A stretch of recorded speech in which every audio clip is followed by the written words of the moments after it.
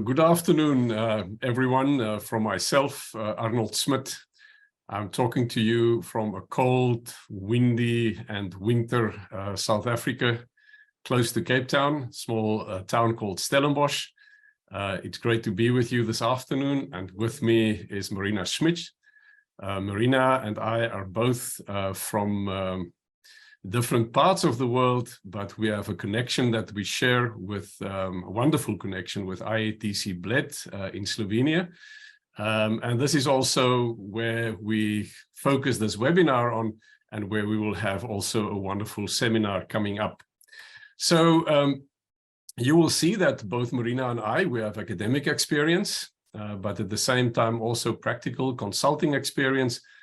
And we hope that this will be part of the seminar as well as the webinar that we can share with you, but in the end, to create quite a meaningful experience for all of us when we come to the seminar in September. So walking the sustainability talk, of course, it would have been easy, or if it was easy, we would not have been in this webinar, neither would we have had a seminar about the topic when we come to it in September. Specifically, when in September, we're going to focus on sustainability strategy implementation and the how to do it, a part of this very important work that all of us are involved in.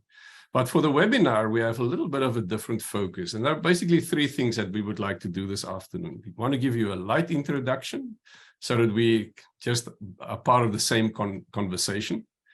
We also want to give you a sneak peek into the webinar, what you can expect in September.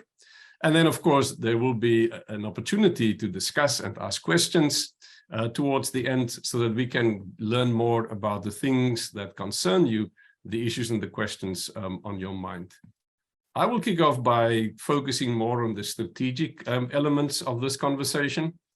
Marina will follow after me by focusing more on sustainability integration and business models. So the how-to part in terms of getting it right in business. Thereafter, we will have an open conversation. And meanwhile, we also encourage you to put your questions and contributions in the chat so that we can respond to that. But we would also like to have a live chat. So come in with questions and participate in the conversation. That's part of our invitation to you. And then right at the end, we're going to give you a seminar preview with an overview of the 2 days of the seminar in September.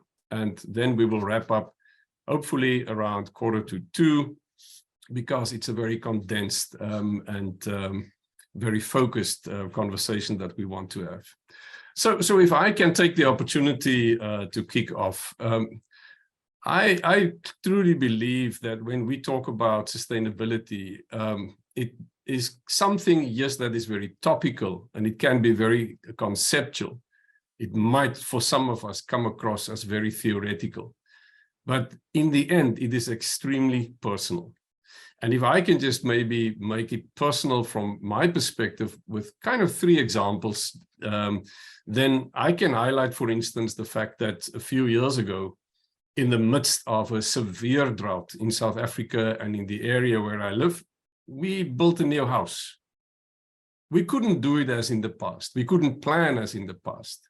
We had to make provision for a totally new thinking, for a new kind of future, full of uncertainty, but build what would be fit and right for the future that we were expecting, even as a family. That's one example. A second example is I've been teaching in this field for about 13 years. And in all my classes, and where I also worked in consulting, I was constantly involved in conversations about how do we combine sustainability, profitability, and competitiveness all into one conversation. Students, business leaders, managers are thinking about these questions. But to make the jump from the south to the north, in January 2017, I visited Bled for the first time in my life. And I was privileged enough to walk on Lake Bled while it was frozen. When I was there in June, people told me that that was the last time that Lake Bled was frozen. A very clear signal of something that is changing and might be changing forever as far as our lifetime and lifespan is concerned. So These are just a few snippets of my story.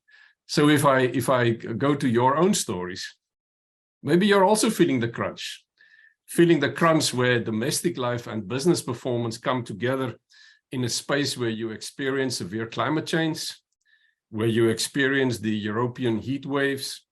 I realize that it is quite hot at the moment in your part of the world. You might still be battling post-COVID recovery in terms of your business or organization, also in terms of your personal life. There's the impact of the Russian-Ukrainian conflict with all the influence that it has on the mood, on the supply chain situation, on relationships in your part of the world. And then now there's the next focus, which is the European Green Deal and the CSRD that puts sustainability squarely into the center of our attention. And the question is, what do we do with it? I would also assume that you might be feeling the impact in terms of your professional lives and the changes, and not always sure in terms of how to go about it. I've looked at the list of people present in the seminar of this webinar, and I've seen people from the academic world. What do we teach? How do we teach? How do we make it practical? Some people work in academia, not just from a teaching or academic perspective, but also from an administrative, operational perspective. What do we need to do in our schools to really walk the talk, even as business schools in this space? I saw somebody from health and safety. What are the implications of sustainability and sustainability changes and pressures on health and safety in organizations? How do we provide for the future? I saw somebody from talent development. If we know this is happening, what's the kind of talent that we need to recruit? What are the kind of people that we need on board? So somebody in business development, what kind of products, what kind of processes, what kind of services do we need to develop for a future that's looking like the one that we are staring into at the moment? Some people work in CSR. So what does it mean to have purpose, to integrate this into the business? Some work on sustainability and need to find ways to integrate it into strategy. I've seen that there is a CEO also in the attendee list. What does it mean to lead your business in this space? These are just a few of these very practical implications that we face. So when we talk about how do we respond, it seems to me that there are kind of, broadly speaking, three ways in which people deal with this. Some people simply deny the severity of what we are faced with and leave it to other people to set the pace, to make the rules, and to be concerned about. And kind of by pretending that if I do not concern myself with this, somebody else will take care, and hopefully it will go away. So if we do this, where it leaves us, especially when things might be moving beyond our own choice and influence. But that's one way in which I see some people respond. Another way is that we also see, and specifically we see this coming through very often in corporate scandals, and so that people aggravate it by means of grabbing as much as possible, as soon as possible, leaving as little as possible on the table, and even as little as possible for generations to come. We call that the tragedy of the commons. Let's grab what we can as soon as we can for our own benefit, irrespective of the rest. So how does that set future generations up for the life that they have to face after us? But then, and this is the hopeful response for me, that are people who really show agency and choose to collaborate with others to turn the tide and to really work together to build a sustainable world and a thriving economy and society that will be fit for a low-carbon future. And if that is the path that we choose, then it puts us in a different direction and on a trajectory where we have to face a few challenges and ask new questions. But that seems to me to be like the productive way of going about this. So assume that all of us who are here, that we choose this last option. There's work to be done. We need to upskill ourselves on new knowledge. We have to make business sense of the science underlying sustainability, and we will have to come to terms with which is sometimes an uncomfortable new terminology and vocabulary and a new conceptual household, carbon footprint, net zero, circularity, double materiality, stakeholder capitalism. And then we come to the acronyms, ESG, TFCD, CSRD. I mean, the list is long. But when we engage with it, we start building confidence in using and applying it. And I think that's the point here, that we need to understand and learn to understand, to measure and evaluate in a new way. That's the first challenge. The second one is to be willing to work with others, because this is a team game. We all know that the new code word is stakeholders. Regulators loom large. We know that. Funders and investors and shareholders, they have new demands. They ask new questions from us. Suppliers can build or break your reputation. Your board must be on board with you. Your employees, your workforce must be with you all the way. And the point is that we cannot escape it. If you're on the bigger side of the corporate equation, you know, by means of the European taxonomy and the CSRD, you will have to do it. And there's a target date towards the end of next year. If you're on the smaller side, you sit in the value chain of the big guys, and you will in any case have to respond in some way or another. So that brings us to the third challenge, and that is to take leadership, to step up and take leadership, and to face the change, to embrace the transitions that are lying ahead, to educate and motivate your people, yes, to change strategy when it comes to it, to become innovative around processes and products, and to develop performance criteria and controls, and also to build a business that is authentic, that's reliable and credible, and with a good reputation.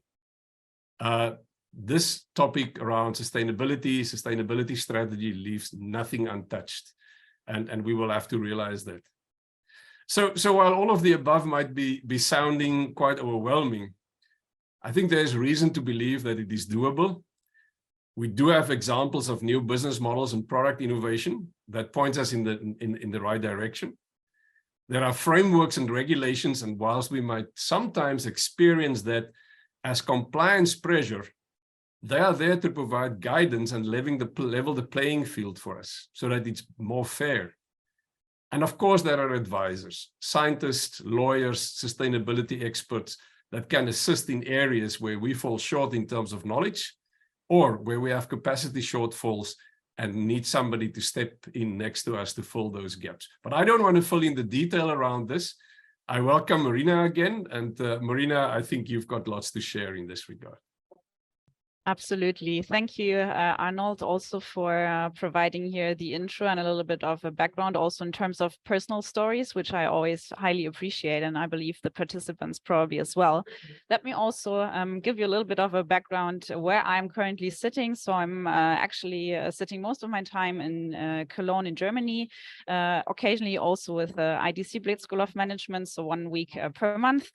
But now you can see and hopefully not hear too much of the noise that is going on here behind me in the background, because I'm with SGH School of Economics here in Warsaw, and they're organizing one of the biggest international business conferences for academics.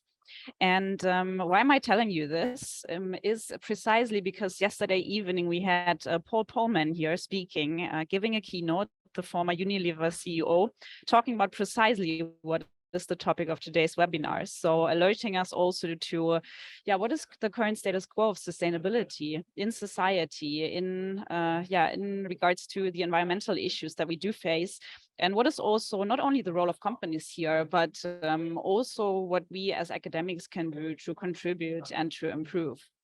And so what we also thought we would do together with you, because it's precisely what Paul Polman has done also with us yesterday, and he said that we should do it a little bit more also from an educational perspective with MBAs, bachelor students, master students, is to talk about this risk avoidance and compliance issues that we are currently facing in regards to sustainability. Why does he say it's a risk avoidance mechanism? Is precisely because there's topics like an Earth Overshoot Day, where we are actually using more resources than we are entitled to use within one day. there is a great acceleration going on where we are using many more resources that we are entitled to. And we have been seeing extraordinary increase since the industrial age in terms of resource consumption and overshoot. And so we have actually now exceeded the safe operating space of our so-called planetary boundaries. So Arnold and I will also tackle that and these type of terminologies in our seminar then later on. And so this concept of planetary boundaries had been framed by the Stockholm Resilience Center. And Paul was actually also yesterday referring to it and to the fact that actually business people need to be more alert about these terminologies and the impact that has on business. And so we do believe that the environmental and social aspects are also showing a significant impact on the finance domain via certain boomerang effects. So meaning that the harm we have done is now actually backfiring on us. So we see that the impact of global warming that we try to limit within the 1.5 degrees, the extinction of species, so the loss of biodiversity, supply chain uncertainties, all of this has had a severe impact on the financial bottom line as well. So this is quite new to us. So we have been kind of disconnected from this logic quite a bit. And so it has been the fact that now the World Economic Forum has even announced that the environmental factors are actually the highest risk factors with the most severe impact for all businesses alike. And that is quite a statement, I believe. And so we want to share this logic, especially also with you. In addition to that, we do need to acknowledge that there are certain stakeholders that have changed in regards to their expectations. So Arnold was mentioning that briefly. So we have like NGOs, we have customers, the general society, employees, future talent. They are all very much interested in seeing more that companies do on sustainability. And as a consequence, we see now businesses responding and answering to this call by rethinking their business models. So some do, some don't. Now coming to the second component that we will tackle also in our course is that we do see that new business models are moving from what we would call weak sustainability. So the former triple bottom line, where we said economic, social, and environmental values need to overlap to, achieve sustainability. I would actually argue that we are beyond this logic, because also John Elkington, who coined the triple bottom line, has formally acknowledged that his model actually didn't work, although it has been there for like 25 years or so now. And so I would argue, and Arnold similarly, that embedded sustainability, so meaning considering the external environment first and basing business decisions and models on addressing the grand challenges of our time, is quite crucial. So now what we would like to address in our seminar precisely is what is the added value of my business model. We will look at patterns of 45 business models together with you, not all of them in detail, but to give you a rough overview, dive into the bandwidth of implemented sustainability strategies, those who have an added CSR strategy. Then we will also show you some business models that are in the domain of so-called social entrepreneurship. Maybe some of you know the brands Patagonia, Ben & Jerry's, Tony's Chocolonely, so a chocolate manufacturer that is trying to get rid of the overall problem of slave labor in the chocolate supply chain, which is quite, a challenge. And so just, also challenging the own industry that you're operating in by going into a totally new business model is something that we would like to explore together with you. And of course, looking at precisely a lot of examples to find out where you are standing today with your own business model. And then obviously also, having a new business model or finding and defining a new business model is not enough. So we need also to talk about the implementation steps. We need to talk about how can we make it simple? Where can we actually start implementing sustainability? And we will walk you through the different steps. We will show you also examples on how SDG implementation can move forward and what you can precisely do. And obviously, we will also then engage a little bit in measurement and KPIs, because we believe that is quite important nowadays, especially because of all of the abbreviations that Arnold was mentioning about. So the CSRD, the Corporate Sustainability Reporting Directive, is looming for most of you. And so the regulation should not be viewed as a burden, but we should rather ask the question, how can CSRD be used as a starting point to establish an innovative business model? So how can we make sure that this is fueling our business model development? So usually companies that are falling under the CSRD are companies that meet two of the following criteria, either having 500 employees, 20 million volume in terms of balance sheet total, or 40 million euros in sales volume. Now, additionally, of course, what we need to think about is what are the different steps we will need to take you during this process of reporting. So what KPIs, what other qualitative process descriptions need to be tackled and addressed in the framework of the CSRD? Because the CSRD encompasses 2/3 of the indicators that are actually qualitative process descriptions and 1/3 that are KPIs. And there are many more other aspects that Arnold already mentioned, right? So all of these abbreviations, the EU Supply Chain Act, the Carbon Border Adjustment Mechanism, most of these are relevant for companies that are considered small and medium-sized enterprises. And that's quite important to know. And lastly, we also have to not only think about sustainability, but actually about how to initiate systems transformation and establish a more sustainable future for all of us. And so therefore we need to explore, for example, futures thinking exercises to understand how companies can expand their horizons and think outside their usual mental pathways. So we try to foster also with you futures literacy, which is essential for companies as it improves resilience, imagination, and also creativity. And it also helps you by going through these exercises to rethink your own business model. And so we will show you the benefit of how this futures thinking capability can help you deal with complexity and uncertainty. And with that very brief summary, I will give it over or hand it over to Arnold once again. And I hope I didn't overwhelm you, but this is in a nutshell what you can expect. So I packed it into a couple of minutes, and now these will be your 2 days. So I hope you will enjoy that, and also was a little bit convincing to make you sign up and be satisfied with all the, variety that we intend to present to you. Over to you, Arnold.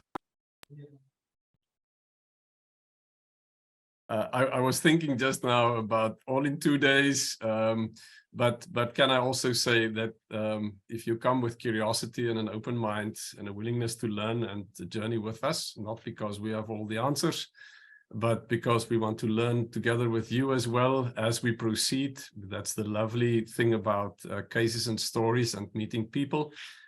We will also do it at a pace that all of us can handle together. But I haven't seen anything coming through on the chat as yet. So please, if there are any questions, it'll be great to get them from your side, or any contributions. Maybe Vera, if anything came to your attention, you can tell us, but nothing has come through for the moment. Does that mean that there is nothing to respond to now from you as an audience? So far, I think people are considering what exactly to ask you, but we don't see any questions. We also realize yet. It's Friday afternoon, it's Friday afternoon. So can I maybe just say, and it was a nice insight, Marina, that I received over the last few days in talking to somebody who was at the very heart of the sustainability portfolio of one of South Africa's leading banks. And when I say leading bank, also a leading bank in the environmental space. And he helped me to understand something very clearly, namely that when we talk about environment, we have come to a point where things have become measurable through science, through numbers, through real helpful measurements. That's a space that is overwhelming because of what's happening, but at least we can measure impact. We've got enough frameworks now to work with in terms of that. On the governance side, we have entered in a space where we can really talk about good practices that are developing, because boards do feel the responsibility and the pressures that come with it. The social space is the one that's kind of murky and where people very much struggle with, but it's exactly from the environmental that it plays over into the social, and from the governance space that it plays over into the social space. And in the end, they're all connected. But I think we're in the privileged position where we know that help and support is actually available. Now, can I just maybe, before I continue, and say something about the 2 days lying ahead, just make sure there seems nothing coming through. If something comes still, we will respond to that. So can I just briefly then say something about the webinar as we plan it? And Marina, you've already set the table in terms of what can be expected. In September 2022, when we dealt with this topic the first time, it was, in a sense, an opening of this whole space to talk in a sustainability seminar with business people about sustainability strategy implementation. And there were two kinds of responses coming through in the evaluation. The one was, we now understand better, we are enlightened, and we are actually enthusiastic about doing something about it. But the other line of feedback was a request for more practicality, as in methods and tools and skills. And I can hear, or could hear, in terms of what Marina already said, that this is part of what you can expect in the upcoming seminar on the 7th and the 8th of September. But there's also a bit more to that. Last year in September, the Green Deal was on the table, but not the CSRD. And that brought a focal point, but also an umbrella under which we can do this work now. So we're in a much better position to design a seminar that will be of practical value and of which the outcomes, we hope, will be really implementable for you afterwards. So on day one, we will do this overall benchmarking and business model development approach, but at the same time also working with a real case study, that of Triglav Skladi, that will be presented, so that we also can learn from and engage in conversation with a person who has gone through this from a financial services perspective, who has gone through this, and also learn from their experience. So we have a kind of a focal case study combined with all the others that Marina already referred to. And then we will close the day with an audience needs analysis that can actually also help us to really plan for the second day in much more detail than what we already come to the seminar with. So on day two, it's about design, it's about implementation, it's about accountability, and it's about taking leadership. I don't want to add anything to what Marina has already said, but day two is really going to be a very practical working day. So if you attended in 2022, the point of saying all this is to say that this year's seminar is not going to be a repeat of last year's. It is really a big step forward, an upgrade if you wish, and you might find a few things that might be similar to last year's in the sense of being a kind of a refresher, but it's not going to be a repeat, and we welcome you back again. It will actually be great to see you again if you were in the seminar last year. Then something that I would really like to encourage you. Now I know that I've got a few fellow South Africans here on this webinar as well. I'm not sure whether you will get the support and the flight tickets to join us in Bled, but for those of you who are there and actually can attend, I would really like to encourage you, if you can, to bring a colleague or even your whole team. Because of sometimes the challenges that come with newness, that comes with how am I going to take this back to my organization, it helps a lot to have somebody there that's from your organization, colleague or a team, somebody that can think together with you, that can plan with you, and that can strengthen you in terms of taking it back to the business environment. So if that is possible, full encouragement, please do so, because you will just find it to be very helpful to have conversation partners at the end. And then when you finally decide to register, and maybe you have already registered, there will be basically 3 questions that the marketing division at Vera and colleagues, thank you Vera for your presence here, will send out to you or ask you to respond to. It's really about why do you want to attend, what do you want to learn, and what do you already have to share and enrich our conversations with, because all of us have something that we can contribute to the bigger whole already in terms of what we can bring in experience and knowledge with us.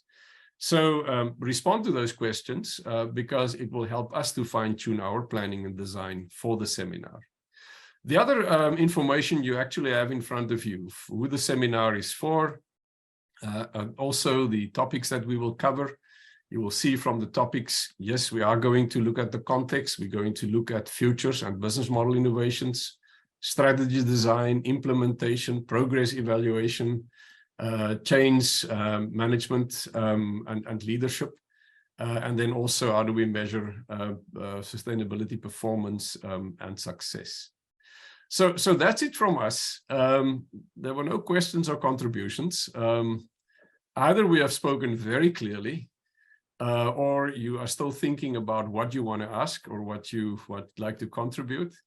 So Vera, if nothing is coming through, I think this brings us to the end, except for giving Marina an opportunity to share a few last thoughts. Sure. Yeah. I hope we have not been too overwhelming. I mean, there was a couple of, terminologies coming at you, abbreviations we were shooting at you, and a number of packed and very dense content just highlighted in a couple of minutes. So I hope we gave you a little bit more food for thought and more appetite. But I think there has been one question coming in. Let me just see. Oh yeah, access to recording. Probably Vera, you're the one most equipped to answer the question, if that's available via the homepage or any other access means. Everybody who has registered for the webinar will receive a recording. Those who are with us at the moment and those who couldn't attend. So no worries about that. Perfect. Great. Okay, if there are no further questions, we thank you so much for being with us, and we hope to see many of you, if not all of you, then also later on in September with us after the summer break. I hope you have a nice few weeks to digest, to brainstorm about sustainability, where you are currently standing, both personally, but also maybe in terms of the corporate standpoint. And we hope that you bring a lot of critical questions that we can discuss with you during these 2 days. And we would be more than happy to see you then live and full in color, also then in Bled very soon. Thank you. Thank you so much for being with us.